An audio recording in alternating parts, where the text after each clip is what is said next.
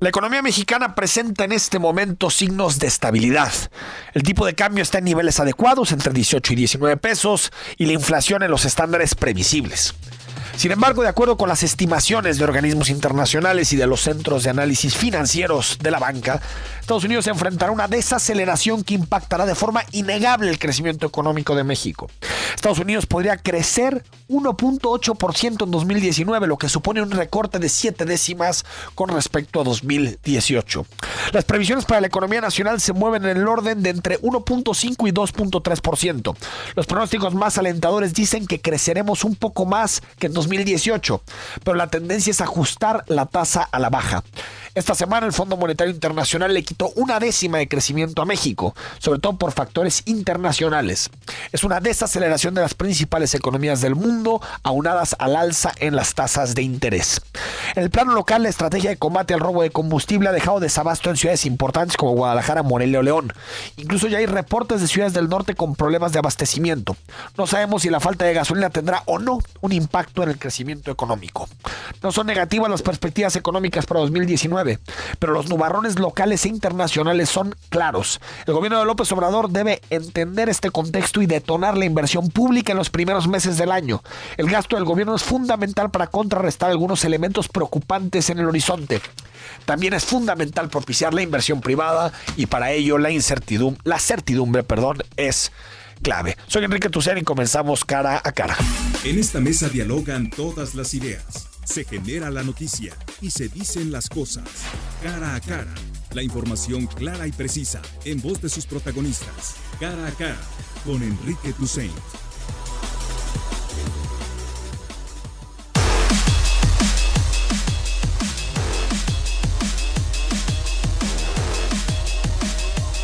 Muy buenos días a todos y a todas. Estamos en Cara a Cara. Es miércoles 23 de enero, penúltimo miércoles de este primer mes del año. Recuerda que te puedes poner en contacto con nosotros al 33 18 80 76 41, nuestro WhatsApp abierto. Sabes que procuraremos leer la mayoría de los comentarios que nos llegan y también están abiertas las redes sociales y están a tu disposición. Zona 3 Noticias, @Zona 3 Noticias, tanto en Twitter como en Facebook.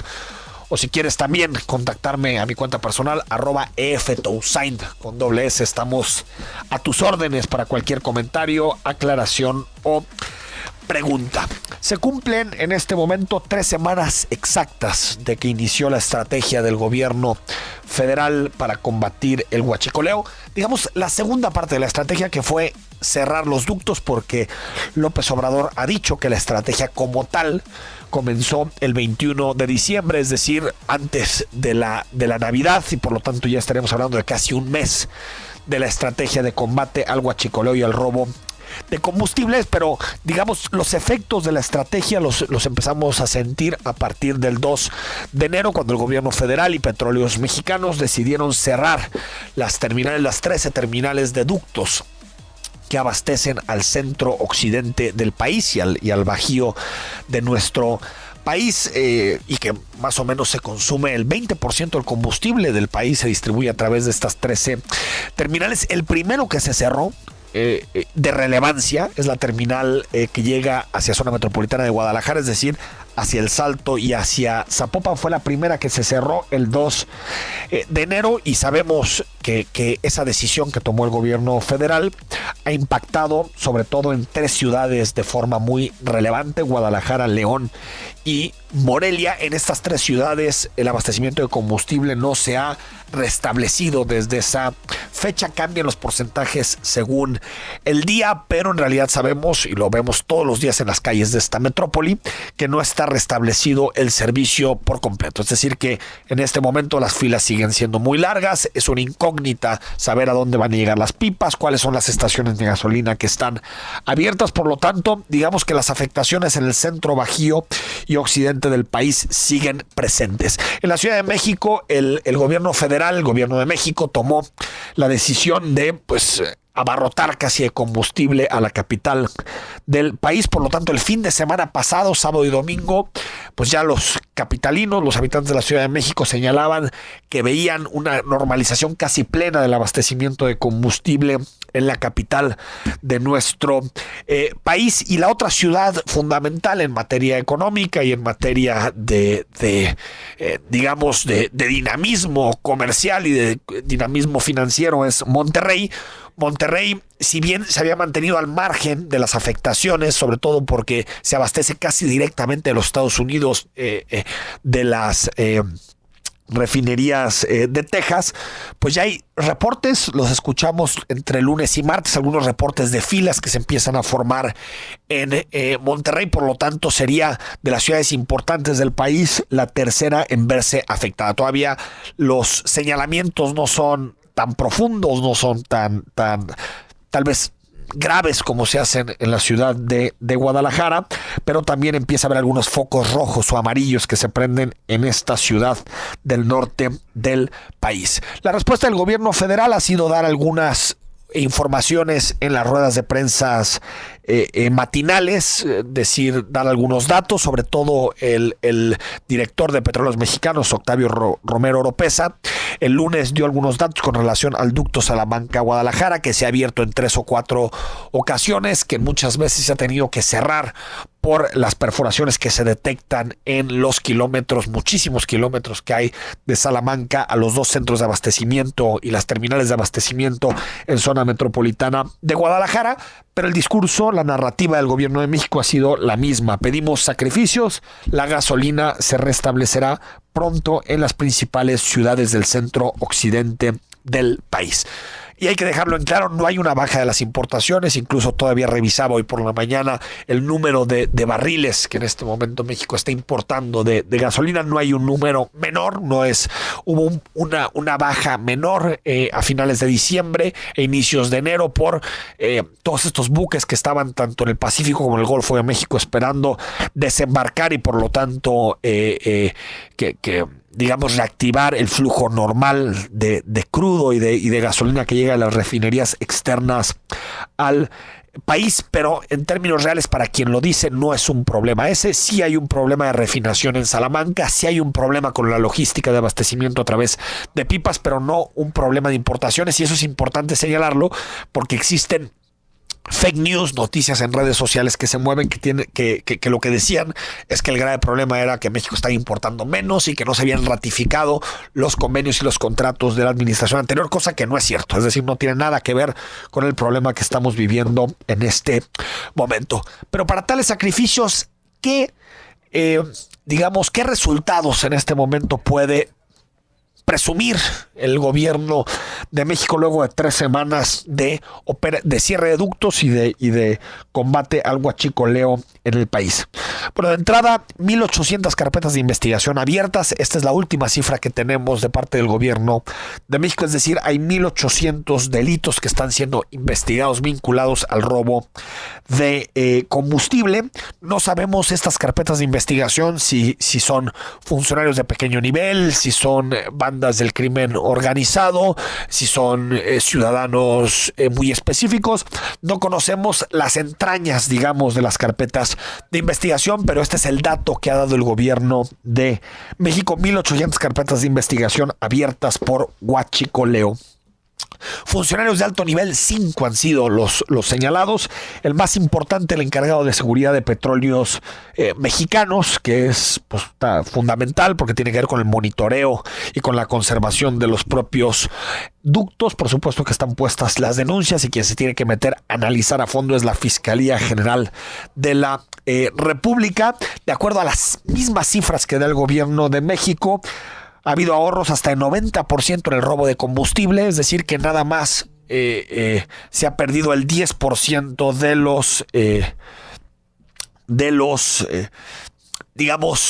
del combustible que se perdía anteriormente previo a que se cerraran los ductos. La cifra estaba en torno a los 2,500 millones hasta el último corte que hizo el gobierno de México la semana pasada. No hemos tenido más datos en la materia y por lo tanto frente a estas cifras, ahorro, carpetas de investigación, algunos funcionarios de Pemex señalados, se abren distintos escenarios. Tal parece que el gobierno de la nación no quiere hacer, dar un paso atrás en la estrategia. Ya comenzó, ya cerró los ductos, ya generó afectaciones sociales, pero por lo que escuchamos en el discurso del presidente, va a ir a fondo en esta materia. Es decir, que no piensa soltar esta agenda y tal vez se convierta en la madre de todas las batallas durante 2019. Por lo tanto, si vemos dónde está el poliducto de Salamanca y las distintas terminales, pues sabemos que las zonas afectadas serán las mismas, que son sobre todo el centro, occidente y bajío del país. Hay distintas interpretaciones sobre si es posible o no normalizar el abastecimiento de combustible a través de pipas y con un flujo bajo del ducto de Salamanca. Hay quien considera que en realidad tendremos problemas de abastecimiento en los próximos meses, que esto no se resolverá a corto plazo, o quien cree que incluso se puede empezar a arreglar parte del abastecimiento en la ciudad, en la zona metropolitana de Guadalajara, a partir de finales de enero o finales de la próxima semana. Todavía la información de Petróleos Mexicanos en esta materia es menor. Realmente es muy escasa, es difícil tener contacto con estas instancias federales que solo dan entrevistas, solo dan posicionamientos a medios nacionales, a pesar de que las principales afectaciones son en esta zona y uno tendría de sentido común que la atención de parte del gobierno federal tendría que ser a las ciudades más afectadas, pero no ha sido así. Las entrevistas, la mayoría de ellas se hacen en medios nacionales, y por supuesto que más allá de los sacrificios, que yo lo que veo en las encuestas es que muchos ciudadanos están dispuestos a hacer sacrificios.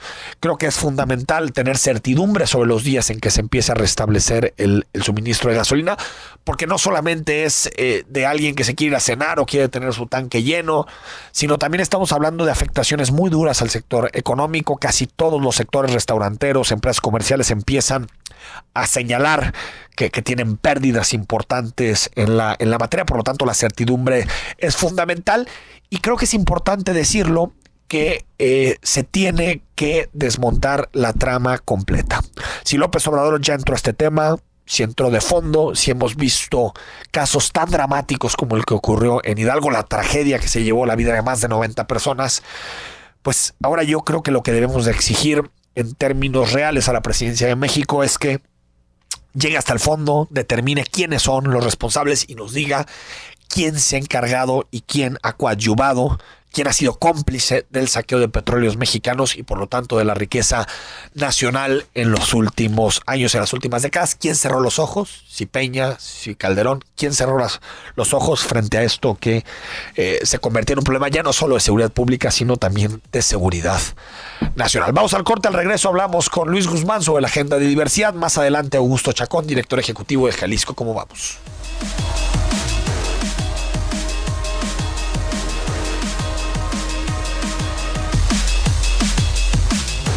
Estamos de regreso en Cara a Cara. Te recuerdo que puedes participar con nosotros a través de redes sociales, @Zona 3 Noticias en Twitter y en Facebook, en mi cuenta personal, @EFTousaint con doble S, y también al WhatsApp, que ya lo conoces bien, 33 18 80 76 41.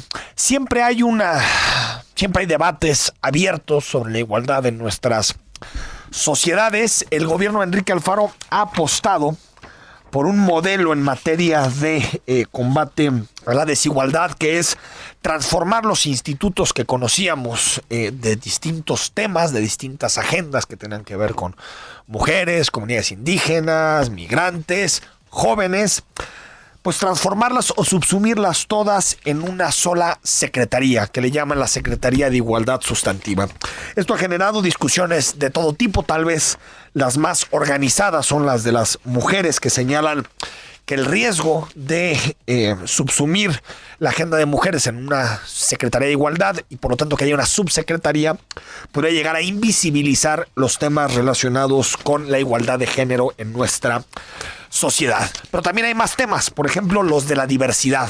¿Qué tan importantes son estos temas para el gobierno de Enrique Alfaro? Saludo a Luis Guzmán. Luis es analista en distintos temas, es activista y forma parte de la organización Códice.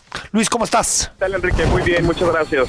Oye, Luis, platícanos un poquito sobre este tema. Tengo entendido que ya han estado haciendo algunas gestiones relacionadas con este asunto, ¿no? Así es, Enrique. Fíjate que, bueno, nosotros desde la Organización Civil Códice, desde el colectivo Voto Incluyente, pues hemos pugnado ya por muchos años por que se reconozcan los plenos derechos de todas las personas de la diversidad sexual. Fíjate que nos hemos topado con diferentes gobiernos.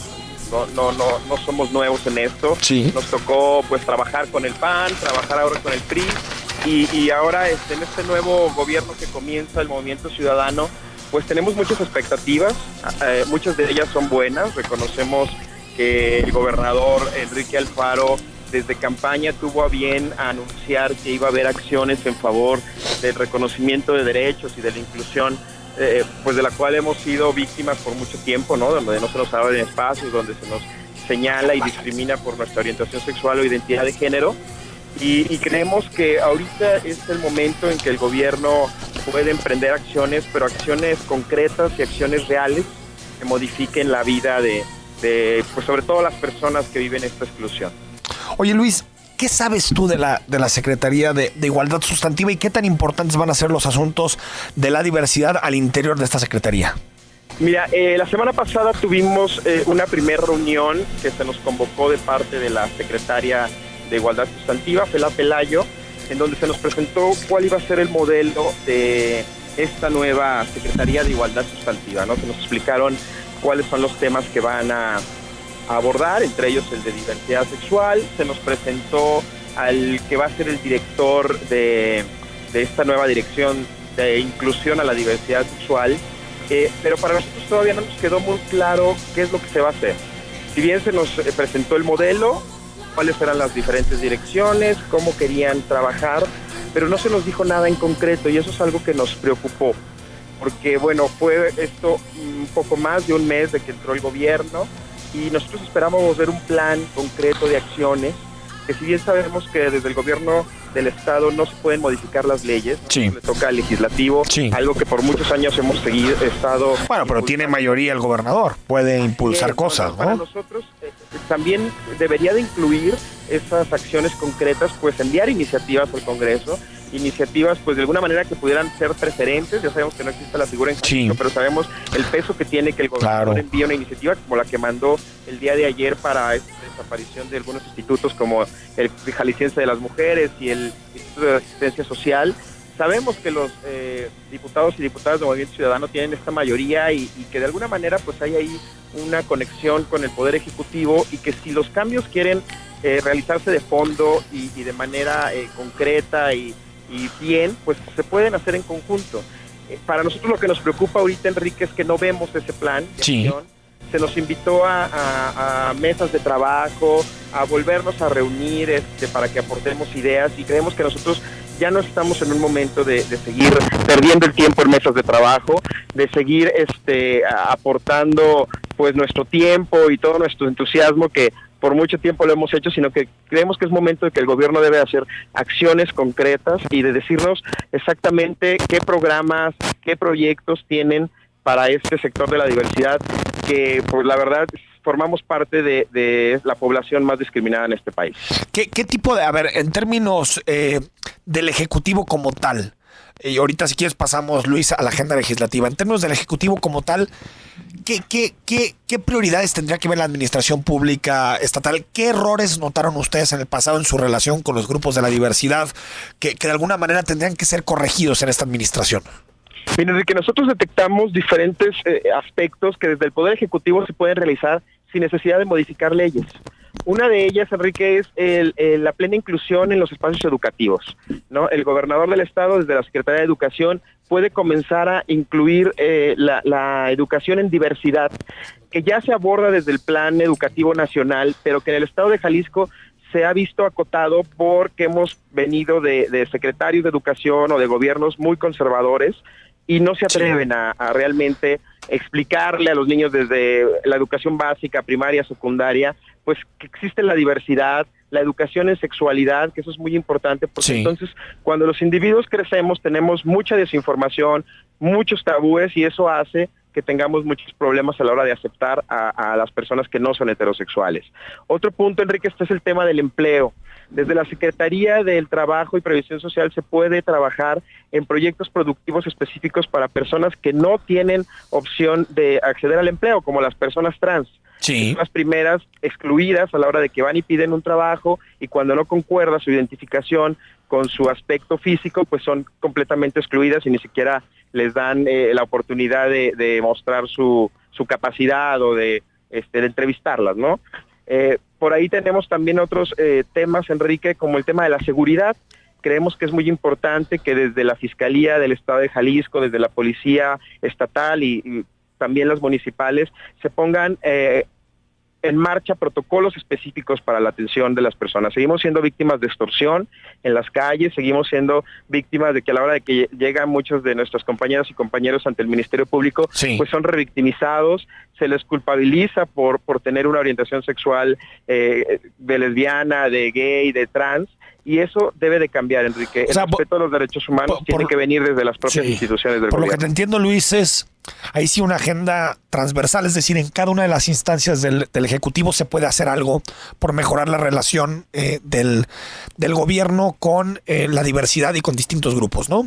Es correcto, Enrique. Fíjate que algo que se nos decía en esta reunión era que íbamos a comenzar desde cero. Y es algo que nosotros tampoco estamos de acuerdo, porque no estamos comenzando desde cero. Ya ha habido acciones anteriores. El propio gobierno anterior, si bien no tuvo una agenda específica para la diversidad sexual, pues hubo ahí algunas acciones que se comenzaron a implementar porque las mismas organizaciones de la sociedad civil las impulsamos. Entonces creemos que estas acciones ahora es momento de concretarlas, es momento de que si hay la verdadera voluntad del gobernador, de esta nueva Secretaría de Igualdad Sustantiva, se nos tiene que mostrar un plan específico y concreto de qué es lo que vamos a hacer. No ponernos otra vez a tratar de inventar el hilo negro, a sentarnos. No hay camino recorrido. Así es, y que se nos vuelva a jugar el dedo en la boca, ¿no? A tratar de dar a tole con el dedo y otra vez volvamos a perder más tiempo, y creemos que eso es momento de que nosotros lo evidenciemos y momento de que esta Secretaría pues muestre específicamente qué es lo que va a hacer. Por ahí el director de diversidad, pues nosotros creemos que es una persona con muy buena intención y que puede llegar a conocer cuáles son las necesidades de la población, pero pues también queremos ver cuánto presupuesto se da para esto, qué otro personal va a existir en esta secretaría, porque es algo que debe de permear en la población, no algo que se quede ahí nada más en el papel o ahí nada más en una oficina, sino que tiene que la gente conocer qué es lo que se va a hacer, a dónde acercarse, a dónde acudir, porque lo que hace ahorita actualmente las personas son ir con las organizaciones, pero muchas de nuestras organizaciones no tienen la capacidad ni económica, ni en número de personas para atenderla. Eso es lo que nosotros le hemos exigido al gobierno por mucho tiempo, y si bien vemos bien, pues agradable que este nuevo gobierno interponga estas acciones que apenas van comenzando, creemos que es momento que se haga mucho más, que de verdad se note que tienen esa intención. Oye, Luis, antes de despedirte, hay un asunto que siempre está presente en la palestra pública, que es el tema del matrimonio igualitario. Me parece increíble que después de tantas resoluciones de la Corte, de tantos señalamientos de organizaciones sociales, gubernamentales y no gubernamentales, pues no tengamos la aceptación y el avance de esta propuesta. ¿Platicaron sobre este tema con el gobierno de Enrique Alfaro? Por supuesto, Enrique, nosotros desde campaña tuvimos un acercamiento con él, reuniones, se nos invitó a un evento, y nosotros todo el tiempo estuvimos pugnando por el reconocimiento pleno de las familias de personas de la diversidad sexual, y esto tiene que ver con el matrimonio igualitario. Si bien desde el año 2016, en enero del 2016, la Suprema Corte de Justicia de la Nación mandó una resolución específica para el caso Jalisco, el cual permitió que las parejas del mismo sexo ya pudieran casarse en el Estado, no hemos todavía logrado que el Congreso del Estado reforme el Código Civil. Y esto tiene que ver, Enrique, porque no se nos quiere reconocer como familias. Sí. Porque a la hora de que se reforma el Código Civil en el tema de matrimonio igualitario, se tienen que reformar también otras leyes secundarias, como es la ley del registro civil, la ley del Instituto de Pensiones del Estado, y esto hace que nosotros se nos tenga un reconocimiento como familias, que podemos formar familias y de esa manera tener todos reconocidos todos nuestros derechos de sus integrantes. Entonces, eso lo sabe muy bien el gobernador del estado y lo sabe mucha gente de su equipo, lo saben ahora los diputados y diputadas, pero parece que este tema todavía no permea en que todos debemos tener los mismos derechos y las mismas oportunidades, y lo ven como algo pues que está ahí, pero a lo que no le quieren entrar. Pero sí, me parece una especie de simulación, porque el gobierno actual de MC presentó una iniciativa a través, por cierto, de la que es secretaria de Igualdad Sustantiva, en conjunto con el que es jefe de gabinete en Guadalajara, Alejandro Hermosillo, Fela Pelayo y Alejandro Hermosillo. Ahí está la iniciativa, porque esta idea de sí puedes acceder al matrimonio, pero a través de amparos, de suspensiones. Es decir, me parece que es otra vez jugar a la simulación, ¿no? Sí, Enrique, porque si existiera la voluntad ya desde cuándo hubiera salido, y es lo que nosotros hemos explicado a los diputados y diputadas de la actual legislatura, porque si bien estas iniciativas que tú comentas se presentaron en la legislatura anterior, pues ellos tampoco tuvieron ninguna voluntad de dictaminarlas, ni siquiera existió un dictamen ni a favor ni en contra, sino simplemente las congelaron. Pero ahora en esta legislatura que pues entró en octubre del año pasado, nosotros hemos tenido mínimo 3 reuniones con varios diputados y diputadas, algunos otros los hemos visitado en lo particular, y pues nada más es pura plática, pura discusión. Por ahí una diputada nos dijo que había que convocar expertos, había que hacer una especie de referéndum, cosa que nosotros no vamos a permitir. ¿Quién te dijo eso? Bueno, la diputada Mirza.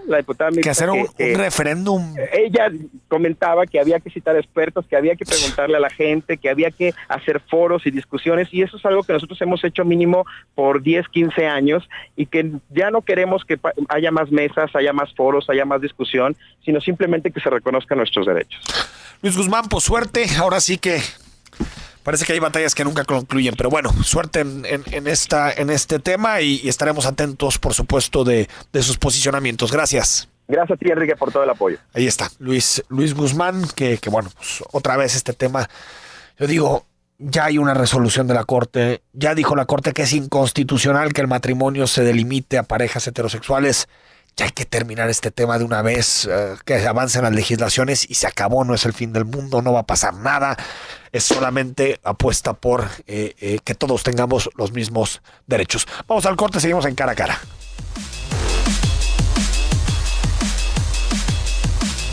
Estamos de regreso en Cara a Cara. Te recuerdo, WhatsApp 3318 8076 41. Escríbenos y coméntanos acerca de los principales temas del día. Hoy tengo en la línea telefónica a Augusto Chacón, como todos los miércoles. Augusto, ¿cómo estás? Encantado de saludarte, Enrique. Buenos días a todas y a todos. Oye, ¿cómo viste el asunto de Hidalgo? Qué tragedia, ¿no?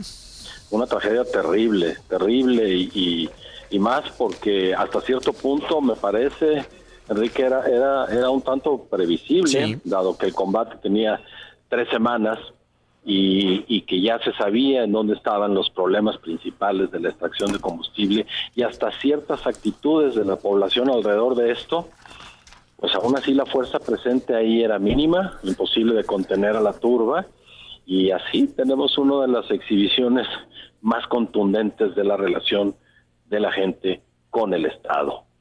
¿Cómo? Unos buscándose la vida, sí, y nosotros simplemente atestiguando lo que pasa a su alrededor. ¿Cómo analizas, Augusto, la actuación del ejército mexicano? Hay quien dice que el ejército tuvo que haber sido más proactivo, no solamente apelar a la comprensión de quien estaba en torno al ducto, sino intervenir para evitar lo que después sucedió. Hay quien dice que no, que el ejército, siendo pocos elementos, no equipados adecuadamente, pues no tenía de otra más que tratar de buscar a través del diálogo la conciliación con los pobladores. ¿Cómo analizas la participación de las Fuerzas Armadas en este tema? Me parece que los pusieron, Enrique, en una situación de perder. Si intervenían con la fuerza que era necesaria, iban a quedar muy mal, y quizá ellos mismos hubieran provocado lo que luego sucedió, porque usar la fuerza implica armas y demás. Y por otro lado, el no impedirlo, ahí están las consecuencias. Eso es la evidencia de una fallida estrategia en todos sentidos para atender este asunto. Y claro, pones a las Fuerzas Armadas ahí y cualquiera de las dos versiones es aceptable. Que no hicieron lo suficiente, no lo podemos negar. Ahí están las decenas, casi una centena de muertos que pudieron haber, que hicieron lo que tocaba ante las circunstancias en las que estaban. Pues sí, porque hay que ser muy objetivos. La verdad, 25 elementos, 30 elementos contra 800 personas, bien poco hubieran podido hacer, a menos que usar una fuerza que de cualquier forma nos iba a pasar. Hubiera detonado la tragedia, ¿no? Una tragedia igual de brutal. Así que el gobierno mexicano, el gobierno federal, puso a las Fuerzas Armadas en situación de o perder o perder. Yo tengo la impresión, con la información que conozco, que las Fuerzas Armadas actuaron adecuadamente. Hasta donde sé, porque ellos tampoco podían saber lo que después sucedió. Claro. Pero sí me parece difícil de explicar, Augusto, que no existan. A ver, inicias una batalla contra el huachicoleo y contra el robo de combustible. Este tipo de escenas podían pasar. Claro, exactamente. Que no exista un protocolo de actuación con la Sedena, con los gobiernos estatales, con las comisiones de derechos humanos, para decir, si sucede esto, que puede pasar, pues vamos a intervenir de esta manera. Eso me resulta inexplicable. Así es. Insisto, teníamos 3 semanas en la estrategia, era previsible que algo así pudiera suceder. El asunto no era contener a la turba una vez que se acercaban al lugar donde estaba el combustible. El asunto era haber acordonado la zona antes y con elementos suficientes para que no se hiciera un montón en un punto tan pequeño. Eso es imposible de controlar aquí, y no es exagerado decir, y en Francia. Simplemente aquí, como bien dices, no había protocolo, simplemente se desestimó lo que podía suceder. Y ahí está la tragedia. Desafortunadamente, en el eje del análisis tienen que estar las personas que murieron y la causa por la que murieron. Augusto Chacón, ya van 3 semanas de desabasto de combustible en zona metropolitana de Guadalajara y seguimos recibiendo muy poca información de parte de las instancias federales. Veo a las instancias locales un poquito más comprometidas con la resolución de la crisis que en el pasado, pero no vemos hasta cuándo, ¿no? No vemos hasta cuándo, y más bien toca poner nuestras barbas a remojar, sí. La información del gobierno federal ha sido a cuentagotas y más bien mala. Nos dicen una cosa y después sucede la contraria. Sí. Me parece que ante ese vacío el gobierno del estado ha hecho un esfuerzo por poner la cara y por tratar de guiar un poco el ánimo de la gente. Hay que rescatar eso. La verdad es que ha habido un comportamiento en Jalisco, en Guanajuato, en Michoacán, donde hemos acusado más esta falta de combustible, un comportamiento ejemplar. Las manifestaciones en cualquier otra parte del mundo hubieran sido terribles, porque no es menor lo que se está perdiendo. No es menor. Por supuesto, en lo que se puede medir a través del movimiento económico, pero también lo que cualquiera podemos intuir a partir de ver las filas por todas partes y la incertidumbre.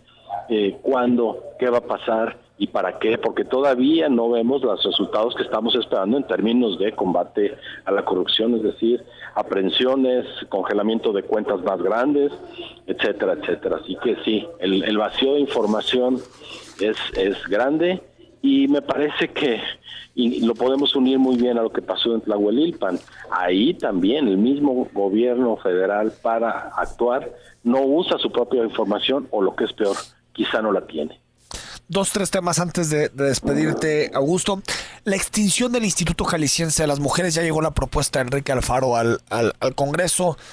Ha generado toda clase de polémicas.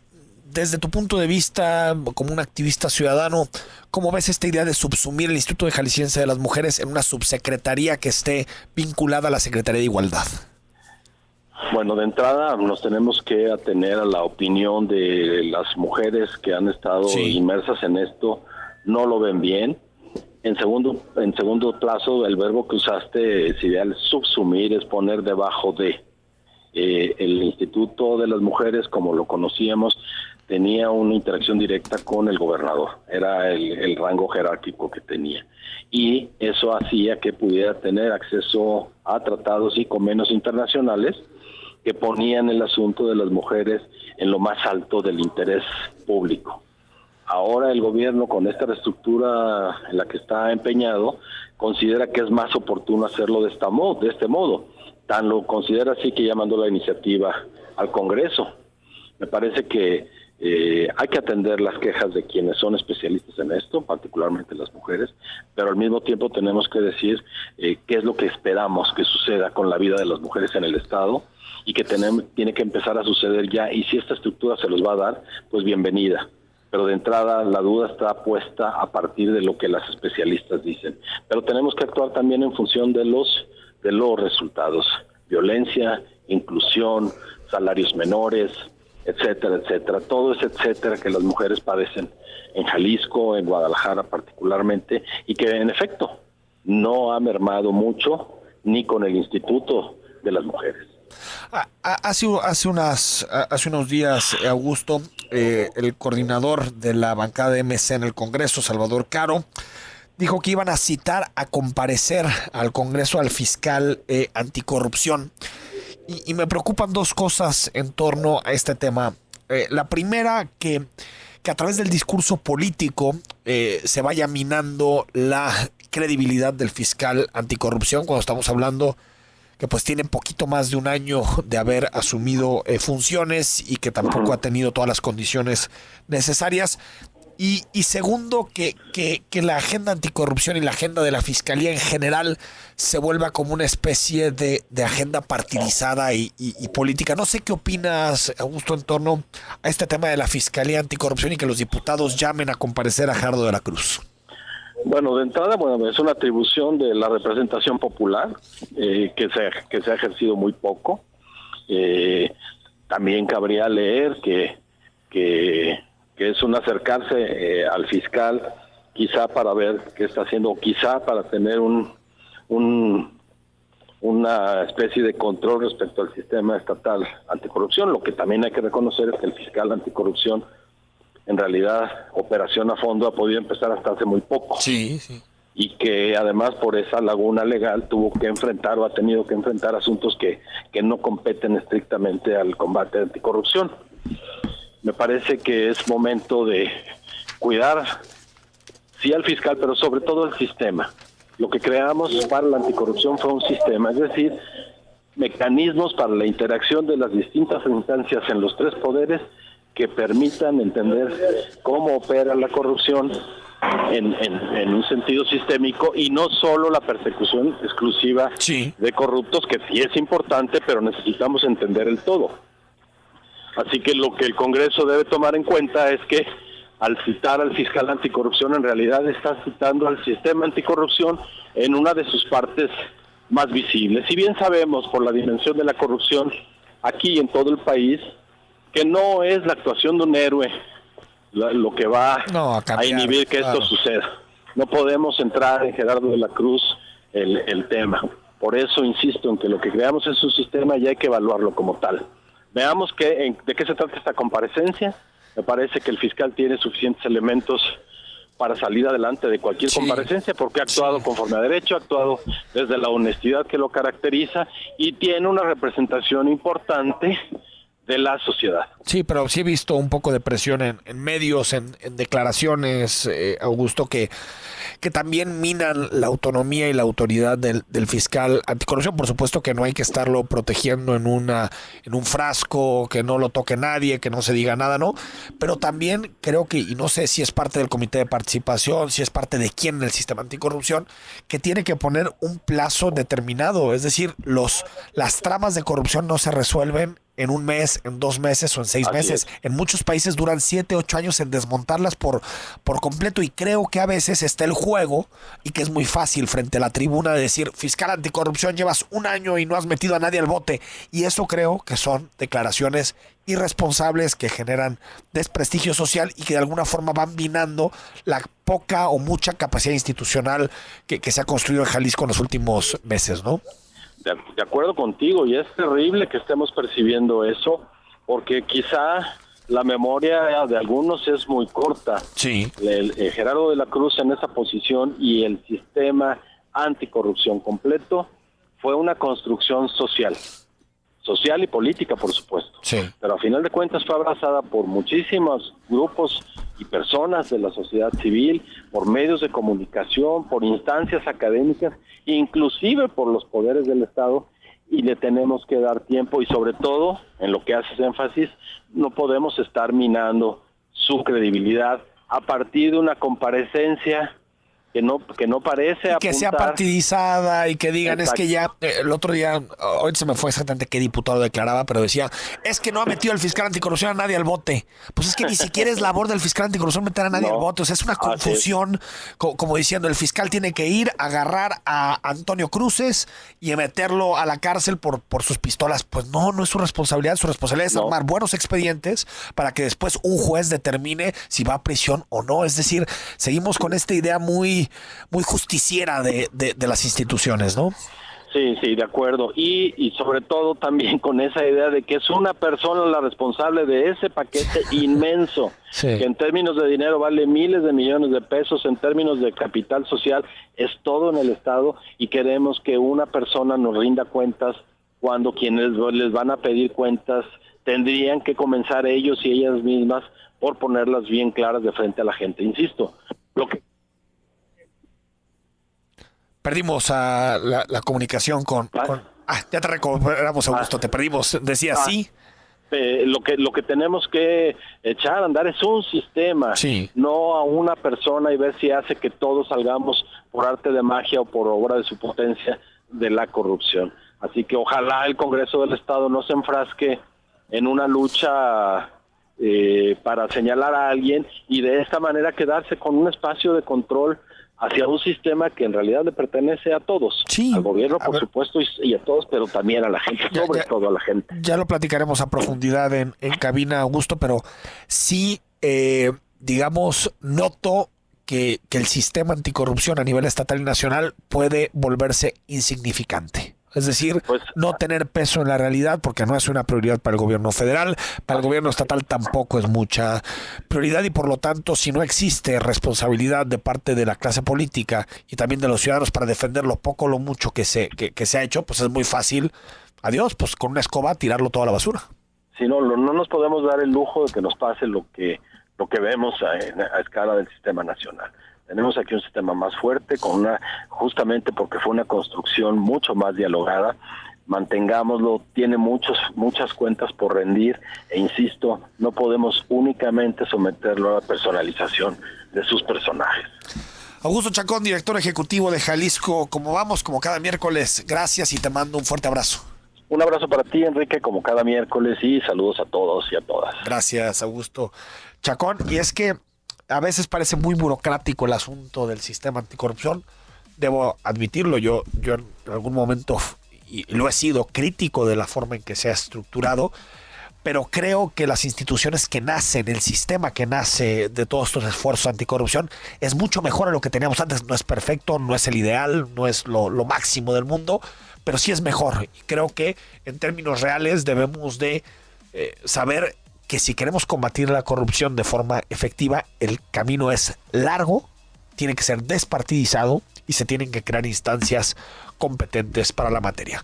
Estamos en Cara a Cara, al regreso cerramos la emisión.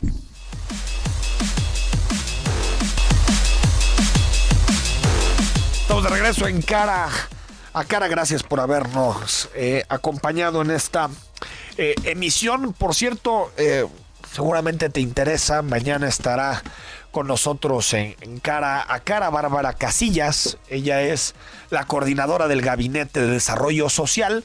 Por si tienes cualquier duda relacionado con bienevales, que ya no se van a llamar bienevales ni transvales, sino se van a llamar Mi Pasaje. Si tienes cualquier duda relacionada con este tema, si eres beneficiario o beneficiaria de estos programas, escríbenos para trasladarle tu pregunta a Bárbara Casillas. Y también vamos a hablar sobre la aparición de una nueva OPD que va a conjuntar a todos los museos de la ciudad. Veremos cómo va a operar y también las polémicas. Instituto Jalisciense de las Mujeres, muchas críticas a la desaparición del instituto en particular, es decir, activistas en la materia dicen que pues eso puede llevar a invisibilizar la agenda de las mujeres en este tema. Todo esto platicaremos con Bárbara Casillas para que nos dé su punto de vista sobre este asunto y si hay o no marcha atrás a estas decisiones que está tomando el gobierno de Enrique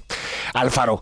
Y recuerda que te espero a las 6 de la tarde, a las 18 horas, en la tercera emisión de Zona 3 Noticias para analizar los distintos asuntos y temas que nos deja la agenda de este miércoles a nivel local, nacional e internacional.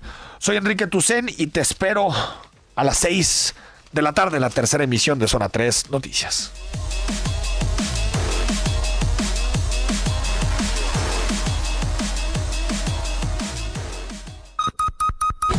La información al momento. Escúchala en Canal Continental de Noticias. Desabasto de combustible en Monterrey es causado por daño en ductos, informa López Obrador. Denunciarán extracción ilegal de documentos de la Secretaría del Trabajo y la Junta Local. Bienvenidos, esta es